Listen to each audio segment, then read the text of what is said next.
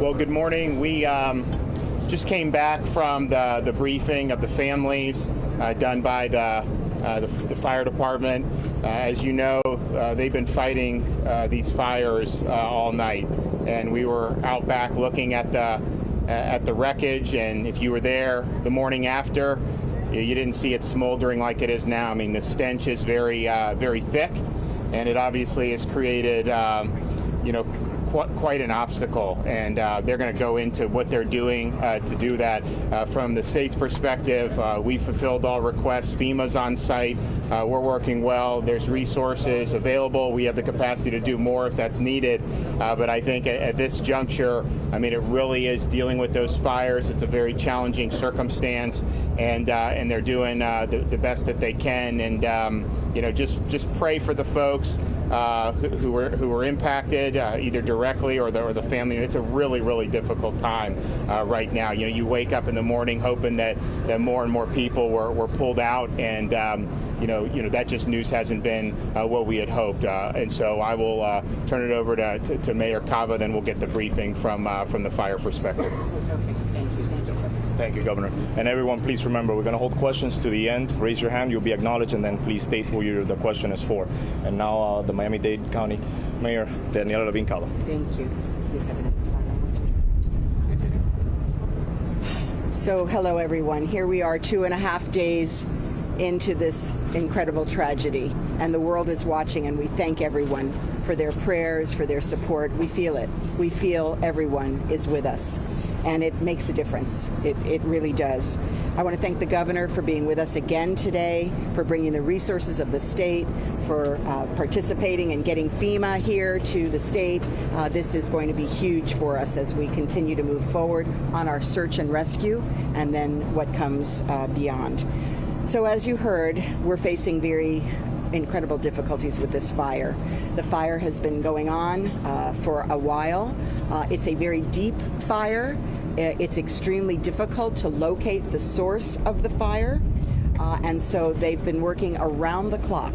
These fire rescue teams, these brave men and women under the rubble to fix this problem so they can get on, but it is hampering our search efforts. We see that the smoke has spread. It's spread laterally throughout the pile. It's very difficult to isolate the source of the fire and therefore to stop it.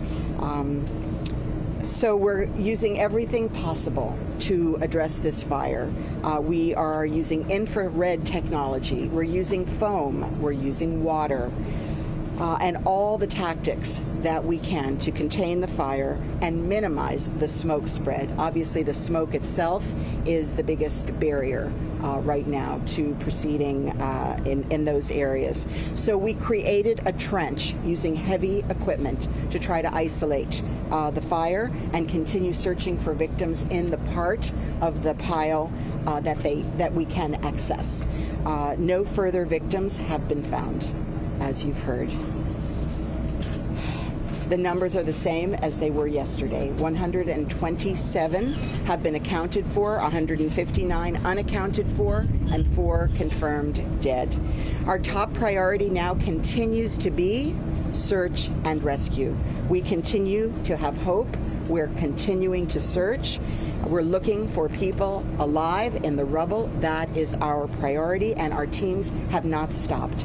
Hour after hour through the night, they have been working. At the same time, we know everyone wants to know what is the cause, what has happened here, and of course, we are going to conduct a full and thorough investigation with all of our local, state, and federal resources coming on the scene. So people are gathering from all around to help us with this investigation.